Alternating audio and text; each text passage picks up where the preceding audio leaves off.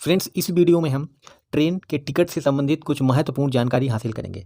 जैसे कि आपने कई बार रिजर्वेशन कराया होगा और आपका टिकट में आरएसी शब्द लिख करके आ जाता है, या पीएनआर क्या होता है, या फिर आपका जनरल वेटिंग लिस्ट क्या होता है।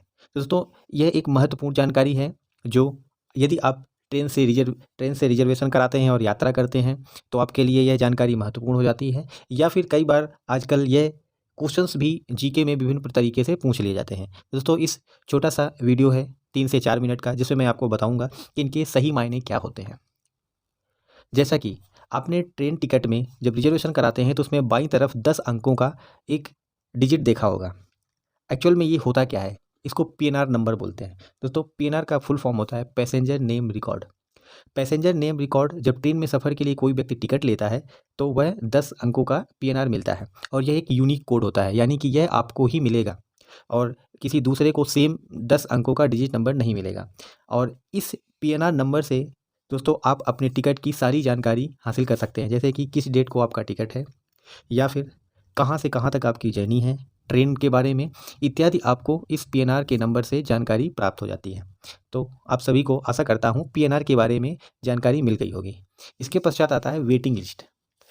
कई बार टिकट खरीदते समय हमें कंफर्म सीट नहीं मिल पाती है या कंफर्म बर्थ नहीं मिल पाता है और हमारी टिकट में WL लिख करके आ जाता है, या जनरल GNWL/WL लिख करके आता है। तो दोस्तों, इसका मतलब यह है कि आपका सीट अभी वेटिंग में है, यानी कि जितने भी रिजर्वेशंस हो सकते थे उस ट्रेन में उतने कंप्लीट हो गए हैं और अभी आप वेटिंग में हो।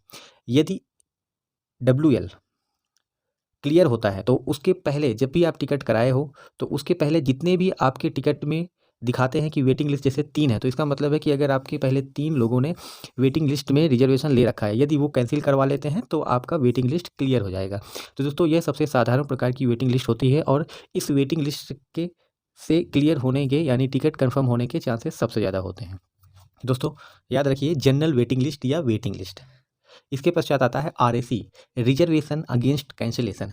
आरएसी रिजर्वेशन दोस्तों तब मिलने लगता है जैसे ही किसी भी ट्रेन के कुछ बर्थ पूरे हो जाते हैं तो रिजर्वेशन में आरएसी दिखाता है, यानी कि आरएसी का मतलब यह है कि एक ही बर्थ पर 2 लोग यात्रा करेंगे और वह सीट आपको आधी आधी मिलेगी।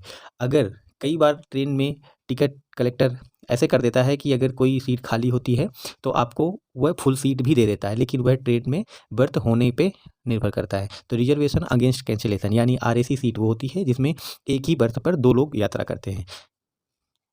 इसके आगे दोस्तों, कन्फर्म। कई बार हमारी टिकट में कन्फर्म CNF लिखा होता है। यदि आपके टिकट में CNF लिखा है और बर्थ नहीं लिखा है, इसका मतलब यह हो जाता है दोस्तों कि आपका टिकट कन्फर्म हो गया है और यह सीट जो है आपको चार्ट बनने पर मिलेगी। तो दोस्तों, कई बार हम क्या करते हैं कि बोल देते हैं कि हमें आप वेटिंग का ही टिकट दे दीजिए। धीरे धीरे जब वेटिंग क्लियर होती रहती है, जैसा कि मैंने पहले आपको बताया था, तो हमारे जब हम कहीं पे भी अपना पीएनआर नंबर डाल करके साइट में देखते हैं तो उसमें लिख करके आ जाता है CNF।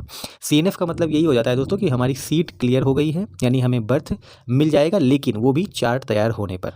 तो CNF का मतलब आप ध्यान रखिए दोस्तों, CNF का मतलब है कि आपकी सीट कन्फर्म है और आपको बर्थ चार्ट प्रिपेयर होने के बाद ही मिल पाएगा।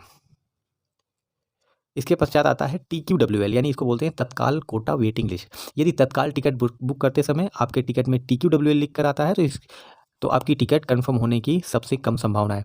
दोस्तों, आप सभी को पता होगा कि जब ट्रेन में हम रिजर्वेशन कराते हैं तो आप ट्रेन प्रारंभ होने के 48 घंटे पहले तत्काल कोटा में टिकट ले सकते हैं, लेकिन कई बार वह भी तत्काल कोटा भी फुल हो जाता है तो वहाँ से हमें TQWL यानी तत्काल कोटा वेटिंग लिस्ट में टिकट मिलती है।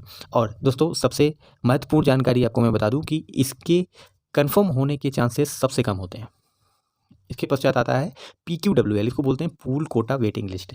इस प्रकार की वेटिंग लिस्ट GNWL यानी वेटिंग लिस्ट के बाद तैयार की जाती है। जैसे कि मैं आपको बता दूं दोस्तों कि यदि मान लीजिए किसी भी ट्रेन में 100 बर्थ हैं और वह कंप्लीट हो जाते हैं, 100 बर्थ रिजर्वेशन हो जाते हैं, तो उसके बाद ट्रेन उसमें वेटिंग लिस्ट जारी कर देती है। तो उसमें क्या होता है कि जैसे 10 से या 20 लोग उसमें वेटिंग लिस्ट ले लेते हैं तो ट्रेन में जो मैनेजमेंट होता है, प्रबंधन होता है, वहाँ पे PQWL दिखाने लगता है।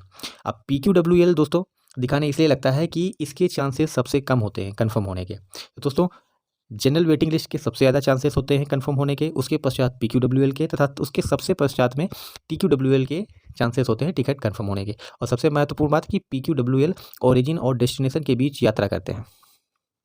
उसके पश्चात आता है रिमोट लोकेशन वेटिंग लिस्ट।